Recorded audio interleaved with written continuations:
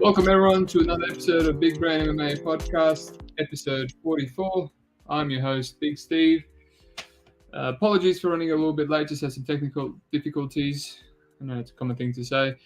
And I'll just finish off taping a couple of fights for this card. So this is Cage Warriors 148, Leroy Duncan versus Jesse Taylor, the poster boy for messing up his career. They've given him a title shot here, so another layup for Duncan. Interesting fight, interesting card. As I mentioned before, Cage Warriors is my most, well, not my most profitable. Obviously, UFC is the most profitable organization for me, but that's obviously got a lot more events during the year. But in terms of overall average, I make a lot of profit on Cage Warriors. It just seems to be that the dogs seem to hit, and the favorites that I choose or parlay or whatever it is, they tend to be squash matches. I don't know, something about Cage Warriors just works for me. So we'll try to keep that train going. This should be my last podcast for the year. I woke up 2 days ago and I got all the Ryzen odds, which was a bit of a surprise. So I was straight to tape. I only taped a couple of fights. Just a little tidbit. I do have a play that I will give during this podcast on that Ryzen card, not the Ryzen Bellator, but just the remainder of the card. It's not going to be the end of the podcast. So if you just want to skip to the end and to find the play, it's not going to work. I'm just going to throw a little wrench in your plans, and I am randomly just going to give out a play, a big underdog play somewhere in this podcast. I don't even know when. So listen to the whole thing and find out. Other than that, let's get into it. I'll try to keep this quick so I can tape the rest of the Ryzen card after this. Like and subscribe if you haven't. I appreciate all the new subscribers. Steady income. Influx, pardon me, not income. I don't get anything from this. Just do it for fun. All right, let's get to it.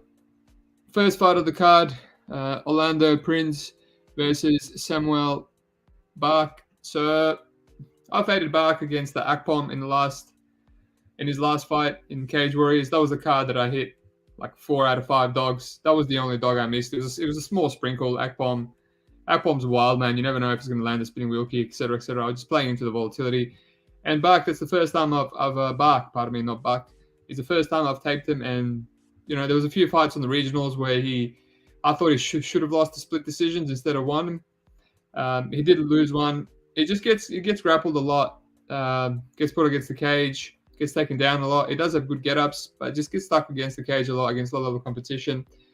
And he's super active, super active. Since 2001, November 2001, he's fought, 8 times. He's got fights every month, every couple of months, pretty much.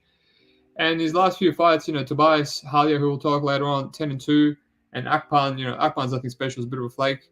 I feel like he's taken a bit of a step up in competition. And, finishing Harila it's quite impressive.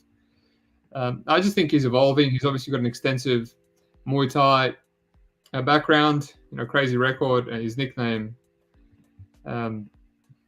I think it's something to do with Simone Deckers. Yeah, it's pretty funny. So he's a beast. Got brutal knees in the clinch, etc., etc. Orlando Prince, he was going to be one of the other dogs that I hit on that card where I hit 4 out of 5 against Malone. The fight got cancelled. I had a really good feeling about that. I feel like Malone was going to be doing fine and then just get submitted. Prince is there's not much tape on him. One fight on the regionals, and then the Cage Warriors lost to Mearns. He kind of seems like a jiu-jitsu guy, but he rocked Mearns there. He was getting taken down. Mearns is a good wrestler. It just it showed a bit of a wrinkle to his game that I thought, this guy's not that bad. He's got okay. He took Mearns down a couple of times, which is impressive. Mearns, like I said, solid wrestler. He wobbled him with the 1-2. He's got a lot of kicks on the outside. Obviously, he doesn't want to be standing with Samuel Bark. Obviously, if he goes to take him down, I feel like he can, just like a lot of his other opponents. Bark gave up his back to Akpan, to Harila, to a bunch of others. I didn't watch all his other fights because I already did it before. It just comes, the odds that we're getting at the moment, it just comes down to it being a clear dog or pass for me. I think the longer this goes, the longer Bark survives, I think he can potentially, maybe get a knockout. But yeah, I just feel I don't trust Bark at these odds. I think he's still learning. He's given up his back. If he gives his back up to Prince, that might be a big danger there. So, dog or pass for me. Oh, wow. I just saw the odds. The odds weren't this crazy. before I started this podcast. $4.75 on Prince. That's gonna have to be a play for me. Just full discretion, I don't have odds at the moment. I do have one on some fights. It opened up for me on one of the bookies. It's not my main bookie. I can still play it. It's like 4 out of 13 fights. Bet365 ideally is where I like to play. So when they open up, they 100% will open up. I'll look to play there. But man, these odds are crazy. I think it definitely warrants at least $100 sprinkle. $100 sprinkle on Prince. All right, he's a good jiu-jitsu fighter. He could be the first guy to sub by. But yeah, massive dogger pass for me. I haven't played it at the moment. Alrighty. Let's move on to the next one. Omiel Brown Jr. Ogulo. Also, Ogulo's name is Souza. In some other organizations, he was Souza on ACA in his second last fight.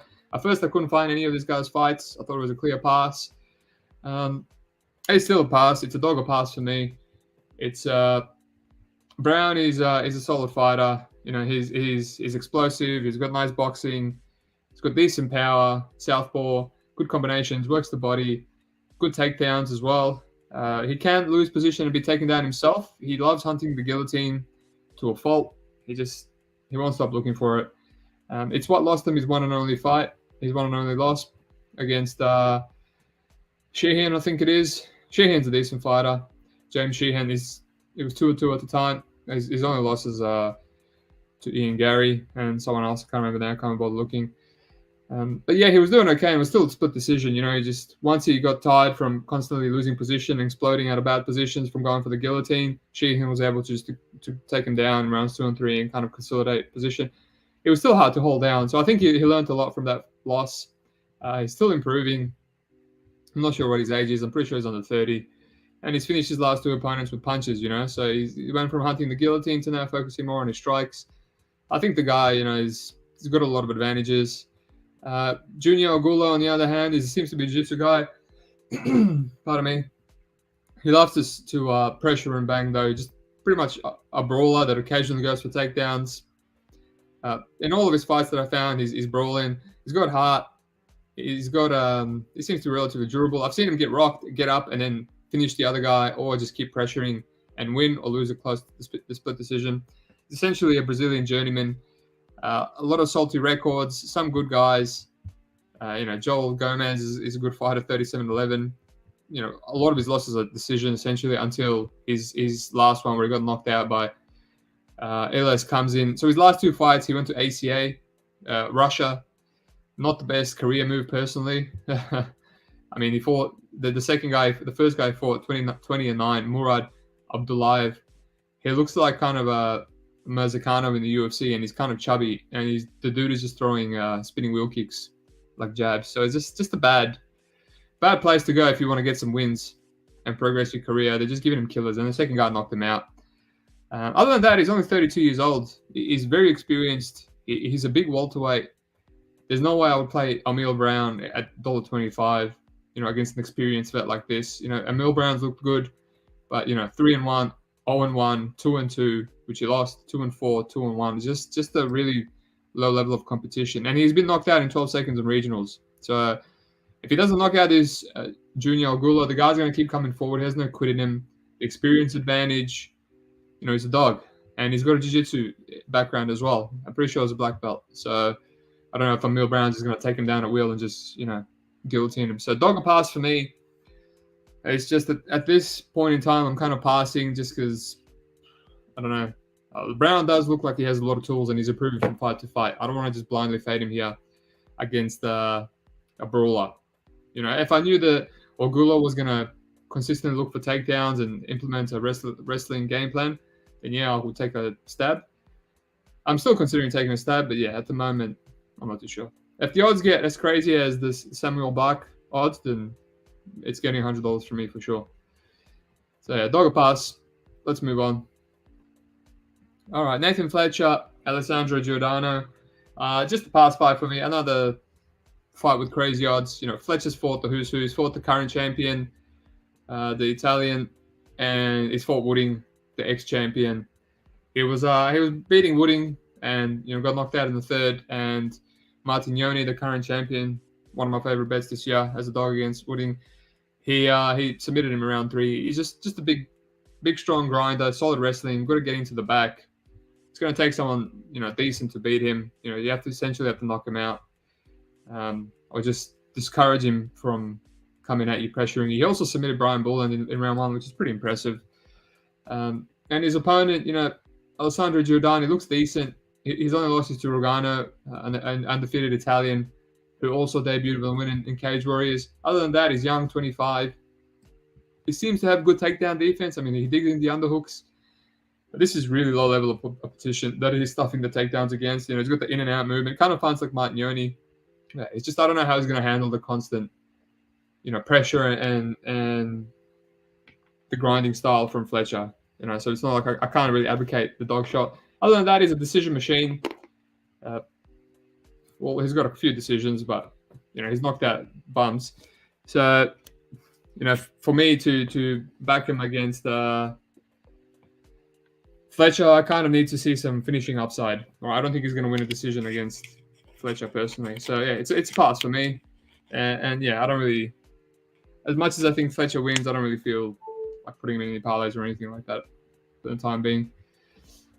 Next fight, Emra Sonmez, Adam Meschini. I feel like this is going to be a decent fight. Biggest problem for me is Meschini only has 2 fights out there that I can find.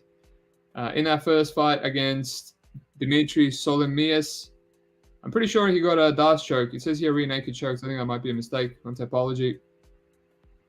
He looked like a solid kickboxer. He was bouncing around, light on his feet, in and out movement. He was switching stances. Although he was really pushing for takedowns in that fight, right? He really wanted takedowns. And I was like, I feel like this guy's a good kickboxer, but he really wants a takedown. And once he got the takedown in round 2, he locked in the submission. So maybe he has a good ground game as well, but we haven't really seen it other than that fight. And then in his second fight against Jalal Al-Dajar in UAE Warriors, dude got dropped like 5 times in round 1. The commentators were losing their mind. Just getting dropped over and over again. He ate a head kick, then an overhand. To be honest, I think after he ate that head kick and he got dropped the first time, he was just trying to recover. So he didn't really see all the other punches coming. The fact that he survived, and props to the ref as well, not stopping the fight. The fact that he survived was pretty impressive. He came back and actually knocked out the Jar in round 2. So he's got nice hands, good crisp combinations. His level of competition is not the best.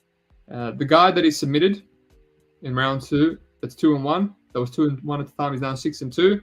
Also from France. A lot of KOs, flying knees.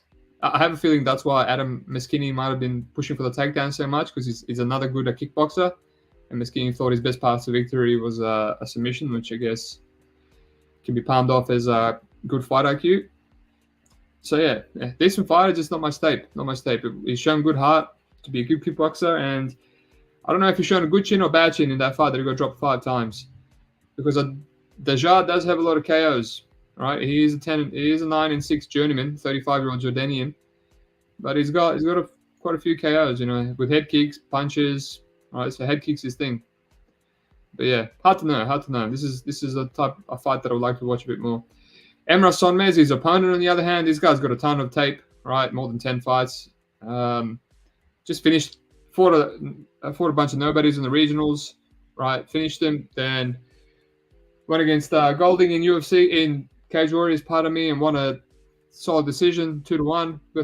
Threw a spinning wheel kick, ended up on the bottom, lost round 2, and then kind of used his wrestling to win round 3. Had a grapple fight with Aiden Stevens, got out-grappled there too and lost, and Liam Gittins submitted him in round 2, and then knocked out Alessandro Souza twice outside of Cage Warriors, which I can't find the fights. He does have good offensive wrestling. He's got serviceable striking. He's a Taekwondo black belt. And yeah, he uses wrestling a lot of the time. He had success against Stevens and Gittins. But yeah, just eventually, Gittins took his back. Gittins is one of my favorite, grittiest fighters. Just so fun to watch. Yeah, it's just, I don't know how Meschini is going to handle that kind of grappling onslaught. Like I said, I've just seen him go for his own takedowns. He's young, he's 26. I don't know if he's going to have the better striking. I don't know if his submissions are decent enough to reverse. Emra Sonmez, right? I think Sonmez is a little bit overrated as well. He is the underdog. Let me just check. Again, I'm using best fight odds since I don't have all the odds on my bookies. What do we got? Where are we? He was the underdog. What do we have now? Wow, he's a $1.65 favorite. So a lot of money's coming on Sonmez now. I'll definitely be dogger passing it now. Like I said, this Adam Masini kid looks solid. You know, he's got a submission win and he's got solid takedowns, solid striking. So yeah, it's a dogger pass for me. But yeah, it's a fight that I would need more tape to make a educated pick or to put my money on personally. Okay, let's move on. Before I move on, I'm going to just check why my laptop's not charging. One sec.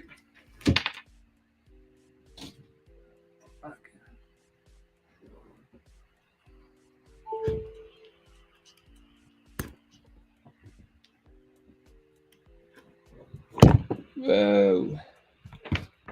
Some more technical difficulties.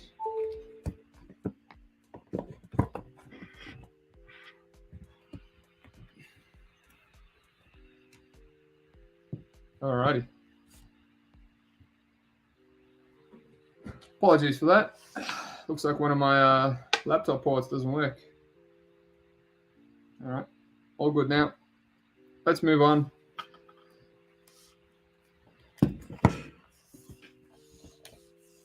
Jesus, a lot of difficulties today. Alrighty. Cool. Let's move on. Speaking of past fights, Helio, Hernandez, Chiesa and Blair. Absolutely no tape on Hernandez. Easy pass for me. Blair's a decent favorite. He's got a wrestling background. But yeah, just I'll be forcing this one. And Blair's lost as a decent favorite before, so easy pass. Let's save some time and move on. Alrighty, there are Dario, Balandi, Justin Berry. Interesting one here. I am contemplating a play here. So Balandi, I've taped this guy quite extensively in his when he fought Juan Areste, a strong wrestler in his last fight. I thought about laying the juice on him on Juan, and I'm lucky I didn't because Juan got triangle choke there. He seemed to have a bit of a lapse in concentration. Balandi, he's got a lot of amateur experience. He finished his career at 12-1, or 12-2 actually. He's pretty much beaten anyone that he lost to Leroy Duncan, who's the current champ and is fighting in the main event, and lost to some Russian beast and knocked him out. Other than that, won all his amateur fights.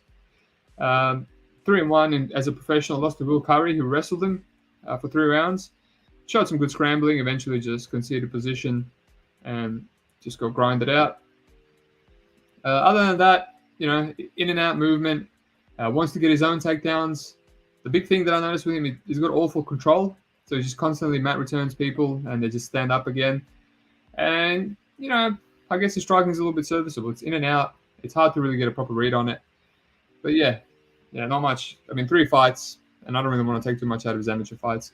Justin Berry on the other side, you know, a southpaw, solid check hook, really good kicks, known for his crescent kicks, outside crescent kicks. Has a knockout in not cage. Well, he does. He has a crescent kick knockout in Cage Warriors debut, which is what made him somewhat viral. And then Rodante also cracked him with a crescent kick as well, knocked him out with a check hook, his 2 best weapons.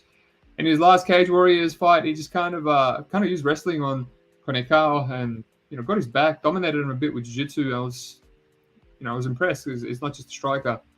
He showed that he has that wrinkle to his game as well, and he seems to have a good sprawl as well. When people do try to take him down, he's in a very good sprawl. I'm more concerned with his either chin or defense. You know, in both his fights, he got cracked. You know, he got cracked by Rodate and he got cracked by either Benson or Kanake. I can't remember. Or maybe even his amateur fight, 2006-13. He got cracked and he kind of wobbled with an overhand right. So I don't know. It could be because he fights with his hands low. You know, he's got that hands low counter style, kicking style. But yeah, I'm more concerned about that. His takedown defense and actual grappling seems underrated. So yeah, I was actually surprised that Barry's the underdog here. I thought due to the hype and, you know, his knockouts, etc., he would be the favorite. And, you know, Balandi might be someone to look into as a dog with the takedowns. But Barry is the underdog, and I guess Balandi is the favorite due to, I don't know, getting a triangle choke over Aristay, but he was getting thrown around there. I'm not that impressed with him. Like I said, bad control. I guess he does have the takedown upside. Yeah, I don't know. I don't know why he's the favorite. Maybe because Barry's fought nobody. 1-1, 0-0, and 2-3 in his last fight, and he did get tired in his last Cage Warriors fight. But I feel like that was because he went for takedowns, and he did have a lot of grappling at the start of that fight, pretty much for the whole round. Which if you don't really do that much in fights, it's going to tire you out. But yeah, it's hard to have conviction. It's just I'm leaning towards Barry from what I've seen. I just think Balandi is still a bit of a fraud. I could be wrong. It's one of those fights I want to see more of both of them. But other than that, yeah, it's Barry a pass for me. Okay. Next fight. This is strange that this title fight is on the prelims. Same Creasy, Shadul, Hark. Now this is a fight I was taping right before I went live. Yeah, good. This is a rematch and it's a title fight. It's quite a good fight. Probably one of the better fights on the card, honestly, in terms of how close it's going to be and how good of the fight it's going to be as well. They fought in 2016. Sam Creasy lost to him, to Hark by decision. Sam was a champion as well afterwards, later on in his career. He's, hands low, wide stance, looks to counter, nice power. He's got a great guillotine. He's a big flyweight, physical, and he looks to work his takedowns. He's quite strong. He gets takedowns of most people, and yeah, it's quite a decent fighter, pleasing on the eye. I thought it was fun to tape personally. Hark on the other side, he always fights the same. Really, really light on his feet, in and out footwork. It's kind of like an Energizer bunny, constantly moving in and out, constant little volume, kicking, 1-2s, straights, mixes in takedowns, and just kind of breaks you down over time, wins decisions, or, looks to get more and more takedowns as you get tired. I think he's a perfect fighter for, 5-round title fights. The problem with him is, I don't know, when he did lose, he every single fight he's lost has been a decision to, Marin, Cedar, Ulanbekov, and Zalmagoulos 2 times in a row. So a bit of an unlucky streak there to go to Russia and fight Ulanbekov and Zargas in a row. But Zargas fights seem close. He can be taken down. He doesn't seem like the most physical guy. He can be taken down, although he works his way up every single time. The Jake Hadley fight, he got ran through, got knocked out in the first round. That kind of seemed concerning. So I have worries about his chin. Aaron Robinson also wobbled him a bit right after the Hadley fight, and he recovered and won that fight.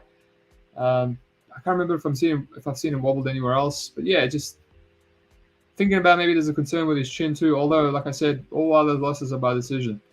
And speaking of chins, Sam Creasy, I'm certain that Sam Creasy actually has a bad chin. 3 of his 4 losses have been by knockout. The only person that hasn't knocked him out is Hark. Now, against Grayson, round 3, ground and pound, he kind of slowed down. He was winning that fight, slowed down, ended up on bottom. He looked very gassed, and he just got ground and pounded out with 30-something seconds to go. Fiadin also was winning that fight. Round 3, Fiadin just did a beautiful pull counter and one-punch KO'd him. And then Luke Shanks, who he beat with a guillotine in their first fight in round 3, Luke Shanks just knocked him out in the first round. Shanks kind of busted him up in that first fight as well before he got guillotined. But yeah, he got his revenge in the rematch. And then Stipe, he just cracked Stipe in his last fight and just guillotined him. So he has a great guillotine. Hark, the way I'm going in this fight is, I feel like the longer it goes, and it is a 5-round title fight, Hark has the edge. I feel like he will be sticking and moving, doing his thing, going left and right, kicking, loading up on the volume. It's not going to be hard to hit Sam Creasy, like I said, because of his hand-low style. It just seems to be the way he fights, and even though he's been knocked out 3 times, he still can't help it. He relies on his reaction time. He's 34 years old now. It does work for him. He still cracks people. He's he's still got his wrestling to fall back on, and he's got that guillotine to fall back on as well if people try to shoot on him. It's just I feel like the longer he goes, Hark seems like he has the better cardio, the better volume. I would say Creasy probably has the better power, but I would say that Hark has a better chin. And I've seen Hark hurt people as well, right? Just the constant, he busts him up with the constant touching, death by 1,000 cuts. I feel like he can do that to Creasy here, who just not much defense and always looks to counter. And as the fight goes on, rounds 4 and 5, even if Creasy is winning, I just think Hark can just piece him apart, maybe knock him out later on down the line, even though he doesn't have many knockouts. So yeah, I lean towards him. The main concern here is maybe Creasy, cracking him, dropping him if he is chinny himself, or Hark diving in and getting guillotined. When he mixes up his takedown attempts just to win rounds. Also, when Hark does get on top, he's very aggressive with his ground and pound, doesn't have the best control. So I don't know if anyone's going to have any grappling advantages at the start of the fight, but I think the longer it goes, Hark's going to win this fight. Just due to the cardio and durability and the volume. He does all the things you like to bet on, right? Cardio, volume, output. He's reliable. And Sam kind of has some holes that you don't like to see, all right? So I'm leaning towards Hark. I haven't played it yet. I'm just fishing around. I see on some books he's an underdog. Again, I only have him on one book, which is Pick'em. This would be a perfect live bet fight, but no live bet on Cage Warriors for me. So yeah, it's Hark for me, and maybe I do some more research. I've taken about 4 fights of each guy. Maybe I do a bit more research. I just wanted to see all of Creasy's losses too, if he's chinny, and he's definitely chinny. They're not some sort of fluke knockouts. The guy really should fight with his hands up. So yeah, I lean towards Hark. No play at the moment, but potentially I could come around to it. Next fight, Darren Stewart, Guillermo Cadena. Man, I really envy people that got Darren Stewart at better than minus 200 odds. Even minus 200, I probably would have played him, even though it's a scary bet. This Cadena guy is an absolute bum. He was a lightweight. Let me just have a look. This is a middleweight. He was a lightweight up until 2019. And now he's a fat middleweight. Right, you watch some of his fights. This guy's beaten nobody. 1-2, 8-9, 0-0, 2-8. Anyone with any sort of decent record has beaten this guy. Right. And I don't even know the fighters that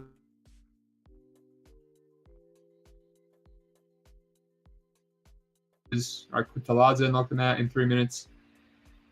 Right. Referee stoppages. Yeah. This guy's a quitter. He's a quitter. A lot of retirements. I've seen him quit to a couple of leg kicks. He's a guard puller. He goes for takedowns. His best path is to get an armbar off his back here. I know, obviously, Darren Stewart, just hard guy to trust. Losing to, an 8-6 Mike Stanton in his Cage Warriors fight after UFC, just a big red flag.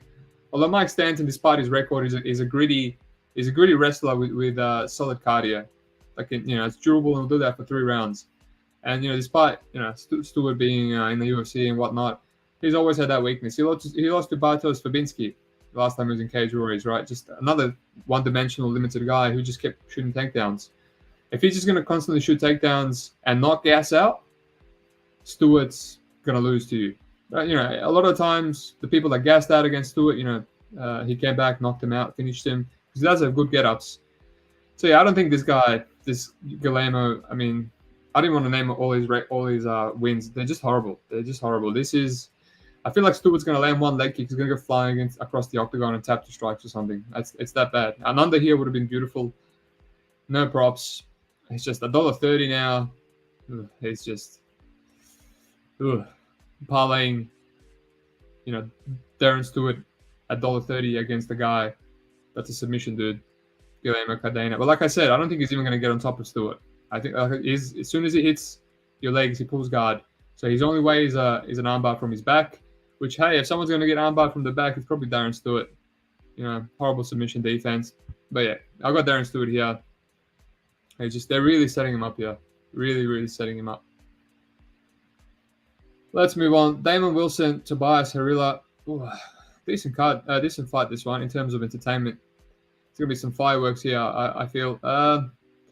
Damon Wilson, 5-0. All finishes apart from his first professional one. where he used a bit of his wrestling.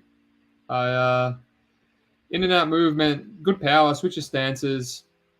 I like what I see from him. The only thing I don't really like is his defense. I can't remember who it was. Let me just refresh my memory. Ryan Fillingame cracked him with a good counter, left or right once.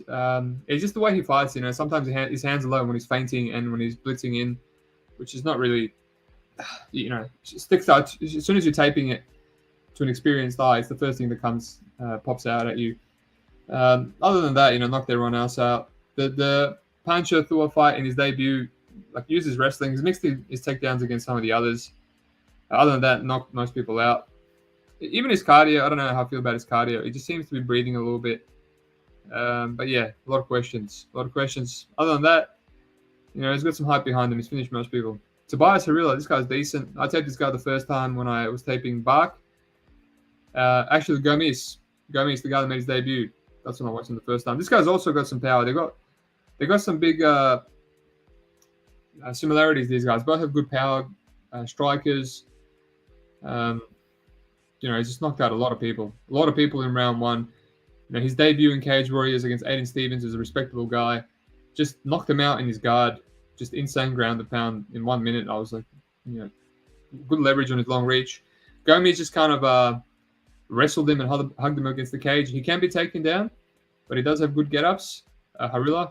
So he just kept getting up against Gomes, pressuring forward with a high guard. Ate a lot of strikes. Didn't really have the best setups. And Gomes is one of those guys. We see it in his UFC debut. He's going to be a bit of a weasel, just use his athletic advantages to stick and move and, take people down, throw some wild and orthodox shots and win decisions. I can see it already.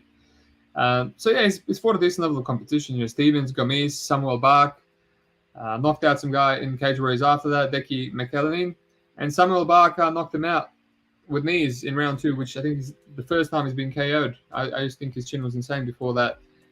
He took Bark down straight away, had his back, and Bark obviously got out and just finished him. Yeah, I'm surprised he's the favorite. I honestly thought Wilson was going to be the favorite, and then after taping, just due to the hype and finishing everyone. But then after taping, I realized Harila's also got decent hype himself, and he's a good fighter. And then what I seen from Wilson, I actually was hoping he would be the favorite, so I can fade him at dog odds, and he's the underdog here. So I don't know. I guess Harila's hittable himself. I don't know what to make of it. I lean towards Harila. I feel like he's the more trustworthy striker and fighter. He's going to pressure. I feel like Wilson can use the wrestling that we've seen to get Harila down, although he's not going to get much going. Might gas him out. Yeah, I lean towards Harila. I don't know. I don't know much about Wilson's chin because I haven't seen it cracked. Just got cracked by that one guy, filling game, but recovered fine and just pressured and knocked him out. So yeah, I lean towards Harila. I feel like the pressure, the chin, the power of his own, maybe slightly better defense. But yeah, he's a favorite, $1.68. I personally feel like that's fair. I don't have any conviction to play it at the moment. So yeah, pass 5 for me. Thomas Grovnali, Wilson Hayes. Interesting one. Taping Grovnali for the first time. Essentially just a one-dimensional, very physical wrestler. And when I say very physical, it's just very, very physical. He's just muscling people down. He's gritty, he's durable. He's got cardio to wrestle for 3 rounds. He'll fight for your money. He is a decision machine, though. He's got a couple of finishes at the start. He just loves his front chokes. Other than that, he's got a ground and pound 2019 and Das. Other than that, there's 1, 2, 3, 4, 5, 6, 7, 8, 9. Slight step up in competition, and he's just going to decision with everyone. Might get their back every now and then. Otherwise, he's just going to kind of grind you out. At first, I was leaning towards him, and then I kind of had to take a deep dive in Wilson Hayes. I remember his fight against Libiano at featherweight. There was a lot of people betting him or betting Libiano as an underdog. And I just passed ultimately. He was taking 2 weight classes up to featherweight, and then on the other side, Libiano was bad. So it's like, which way do you want to go? And he won a split. It was very close to losing that fight. But yeah, he's still got some takedowns against the massive featherweight. And I had to kind of go back quite far to his fight with Dustin Ortiz in the UFC just to see another gritty, physical, grinding wrestler with good cardio and how he would go up against someone like that. And man, he 30-27'd Dustin Ortiz. Ortiz couldn't get anything going. Every time Ortiz engaged with him, Hayes took him down and looked so much stronger. And Hayes was always a big flyweight. That's probably why Ortiz was a bit short and stocky. This is more a bantamweight, and he's 37 years old now. Obviously, your jiu-jitsu and your strength, your wrestling, you never really lose. It's just, I feel like Grovnell will have that explosiveness, the youth, the extra scramble. He gets his back taken and he gives his back up to get out of bad positions, which is not what you want to do against someone like Wilson Hayes. He's a great back taker. He's an elite jiu-jitsu player. And that's how he gets out. He just explodes out and baseball bats the choking arm and twists out of it, stands up, and then he just gets on top and he grinds out the round. And his striking is literally non-existent. So I feel like, what is he going to do? He's going to try strike against Wilson Hayes here. Wilson Hayes is very chinny, by the way. But I haven't seen anything from Grovnell to suggest that he might crack Hayes and drop him or anything. And the way he fights, he's going to have to grapple. He's had 4 decision losses, and only one of them he was wrestled in. And when he was on his back against Arjen Ulu, I think it was a Uzbeki guy, whenever he was on his back, he didn't really look too good. Typical wrestling. He was just on his back, kicking, waiting for his chance to get up, or he was giving up his back. So I guess Hayes will struggle to take him down because his wrestling's solid. But what if he does? He's just now on his back against a high-level jiu-jitsu guy. And when Hayes was taken down against Labiano, he straight away got an X sweep, right? Single leg X sweep, dug under his leg and stood up and reversed him, and that was a featherweight. So yeah, it's when I was capping this fight, I was thinking, better jiu-jitsu for Hayes. He's older, he's chinnier. On the other side, Grovnell is super one-dimensional, doesn't do much damage, just looks to grind on you and tire you out with the wrestling. Is that going to work on Hayes? And then I said to myself, I kept this as pick him. I checked the odds will pick him. So I don't know. There's not much I can add to this fight. It just seems like who knows who's going to win this. Personally, now I see that Hayes is a decent, slight favorite. Obviously, when at one point Grovnell was a favorite and money was coming in on him, and people were fading Hayes. I just feel like if he's going to get a grappling fight here, it's going to do him well. But who knows? At any point he can get cracked. He's super chinny. Do the stanky leg, lose the round. Yeah, it's just a big pass fight for me. I don't even know who I lean with. I keep flopping and changing. Alrighty, co-main of the event, Modestas Bukauskas versus Chuck Campbell for a title fight. Bit of I don't know how to feel about 38-year-old Chuck Campbell getting a title shot. I guess there's not many light heavyweights in Cage Warriors. I pretty much taped this fight first before there was any odds released, and I just capped it perfectly in terms of odds. Yeah, Bukauskas is literally the odds that I thought he would be, due to just coming out of the UFC, winning his fight outside of the UFC, being a champion in Cage Warriors before, and Campbell, not really fighting anyone great, just the bottom of the barrel competition. And I just thought, the bookies, typical post-UFC guy always gets favorite odds. And the way I see it is, the longer this fight goes, but Bukauskas is going to have a better chance to knock out Campbell.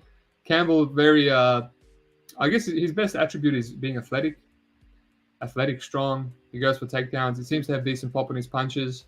Kind of okay everywhere.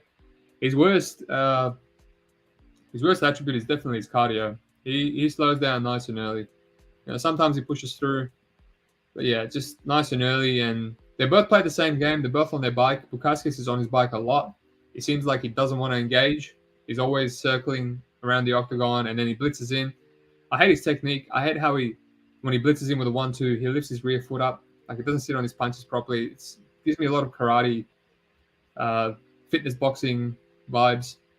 Right, and he's knocked out people before, but that was in his first stints in Cage Warriors. That's when they were actually beating him, and then until they got tired, and then he just eventually knocked them out with cardio and volume. He's got good Travis Brown elbows. I guess he can knock out Chuck Campbell with those. He's got a good spinning back kick. And yeah, he's usually losing until he's winning. And this would be another good live bet fight. I feel like it's Bukaski's fight to lose. But early, man, while Chuck Campbell is fresh, he's someone that can give Bukaski's problems, right? Because Campbell, like I said, he's got pop. He's big. He can match him in size. What's Bukaski? 6'3", 78 inches. Campbell is 6'4", 78.5. So he's bigger. He's bigger. I actually thought Clamp was going to beat him. Didn't have any money on it. I thought it was a very low-level fight.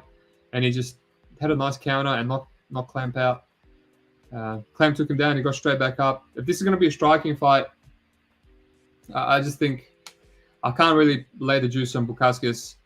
He's always seemed a bit fragile to me. He's been knocked out. He's finished twice in under 2 minutes back up in his first 2 losses. And then UFC obviously knocked out by Crute. It means nothing. It was hurt by Mikal. It was hurt by Roundtree. Even Lee Chadwick. That fight was a lot closer than it should have been, right? Chadwick was just a punching bag in the first round. As soon as he started pressuring, he started cracking Bukaskis. And Chadwick is a slow, durable, he's plotting, short, stumpy guy. He couldn't really get any takedowns off. So, yeah, it's just, I can't. I don't know if I can also play Chuck Campbell because I feel like he's a little bit finish reliant, right? Just due to his cardio, it's so bad. I feel like rounds 4 and 5, Modestus runs away with it or knocks him out. So yeah, it's a dog or pass for me. It's a dog or pass for me, but I'm close. Maybe I'll play it. I don't know. The people that he's fought: Trey Williams, Andy Clamp, Elijah Harris. He kicked the crap out of Elijah Harris. He beat Trey Williams. That was literally my favorite bet of 2022. He was a $3.30 underdog against Elijah Harris, their common opponent. He beat him. I thought Williams won. I thought he got a robbery there. But Trey Williams is a durable, athletic guy. When he doesn't have the athleticism advantage, Campbell struggles. And I think he has the athleticism advantage over Bukaskis. Bukaskis is a little bit flimsy to me. So yeah, another dog or pass for me. I haven't pulled the trigger, but we'll see where this line goes. Hopefully, big card, 3 title fights. Hopefully we get some props for this card. I might sprinkle a little Campbell KO. Alrighty. And main event of the evening, as I said, setting up Christian Leroy Duncan with another wrestler, Jesse Taylor. He's had 3 in a row now. Jesse, fought 2 bums after his UFC stint. His second Ultimate Fighter stint where he beat everyone. Now they're giving him a title shot against Duncan. I think Duncan, is going to give up some takedowns early, and then eventually he's going to knock Taylor out. I think I wouldn't parlay Duncan just because I think Taylor is a lot more dangerous. Previous guys that Duncan's fought, a lot more, not dangerous. They're just grinders, and he has 5 rounds to knock him out. For example, Melan. That was the last time I parlayed Duncan. He was $1.40 favorite there. Those days are long gone, and Melan was never going to win that fight. He was going to knock out by Bonner. So yeah, $1.20. There's just not much value. I don't want to parlay that. Jesse Taylor at least has submissions. He's very athletic. This is a middleweight, so he's probably not going to have the size advantage like he did when he was on the roids and bullying people at welterweight in Ultimate Fighter. Although I'm 90% sure he's going to be on roids against Cage Warriors. There's no USADA here. All right, it's another chance for him to get a title and mess it up. He probably wants the title and doesn't care if he pops. But yeah, he just shoots naked telegraph shots. He might get a few takedowns, and like I said, Duncan's going to get up eventually and land a flying knee, land something extravagant. To be honest, Taylor hasn't been knocked out many times. Like 90% of his losses are by sub. So I think Duncan might have to wobble him a few times here. Not saying you can't knock him out. It's just, there's a lot here to put me off putting Duncan in like a lock parlay or anything like that. So let's quickly go over everything. First fight, Prince Bark, dog or pass. I'm definitely going to sprinkle it. This is crazy. I didn't think the odds were this wide. Prince can get his back. He's an opportunistic jiu-jitsu guy.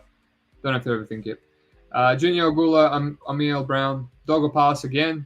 I'm close. It's just Ogula's a bit of a hittable brawler. I wish it would go for more takedowns. And Brown seems solid. It's a dog or pass. I haven't pulled the trigger yet. Who knows? Maybe I just sprinkle it. Nathan Fletcher, Giordano, pass. I favor Fletcher. Sonmez, Masini, pass. Not enough tape. I'm leading Masini now that he's a dog. It's one of those fights. Whoever's a dog, just not enough tape for me. Balandi, Justin Barry. I lean Barry as an underdog. I was surprised with the underdog. I think you can crack him. You can wobble him. He can stuff his takedowns. He can get his own takedowns. It's just a cardio concern. And obviously not seeing more footage of Balandi and he's younger. But yeah, Barry for me. Hark, I'm leaning Hark. I think he's less chinny. He's got the volume, got the output, got the cardio. As long as he doesn't get guillotined or dropped badly or finished, I think the longer this fight goes, he can potentially get a finish in rounds 4 and 5. Darren Stewart should beat this bum. Cadena, setup fight. Damon Wilson, Tobias, Harila, great fight. I lean Harila just to be more durable, more careful with his offense and defense. But yeah, can't wait for that one. Thomas Grosvenor, Wilson Hayes, pass. I cap it a pick him. Don't know what to expect. It's the best guy. Grosvenor is 4 by miles. Chuck Campbell, Modestas Bukaskis, dog or pass for me. I think Campbell needs a finish early. His cardio is horrible. Modestas probably runs away with rounds 4 and 5. But yeah, not touching Bukaskis at these odds. And I kind of lean Campbell. We'll see where the odds go. And yeah, Leroy Duncan over Jesse Taylor. Duncan, can't really do much with it. Alrighty, now I did say I would give you a free bet for the Rising card. So here it is. So my bet is it's Park over Izawa or whatever her name is. Let me just whip it up. So I know I said I was going to do it randomly in the podcast and not at the end. That's my bad. I actually forgot. Lucky I remembered. That would have bothered me a lot. Alrighty. So this is the main event of the Ryzen 40 card. Seika Izawa versus Siwoo Park. So this is the rematch. So these girls have already fought once. Whoa. How's that for a face? Let me just share that screen. How do I look? Oh, geez, that's horrible. Okay, let me just share this screen.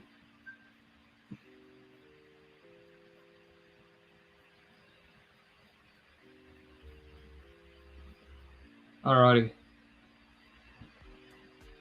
So this is the bet that I'll be giving out. Come on. So Seika Izawa, Suwoo Park. So they fought once before in Deep Jewel. It was a close fight. Seika Izawa won. I don't know how much. I think if it was normal scoring, it would have been 29-28. She's a grinder. She's a grinding wrestler. She just essentially tried to go for takedowns for 3 rounds against Park. Park did quite well, stuffing a lot of the takedowns. She spent a lot of the time against the cage, with her back against the cage in rounds 1 and 2 and 3. In round 2, Park actually dropped her, almost closed her eye. And yeah, whenever she was on the ground, she did well to stuff all the takedowns, to get up and not put herself in any subs. Since then, Izawa's finished Ayaka Hamasaki, who's 23 and 3. She was the ex-Ryzen champ. Then she beat her again in a decision.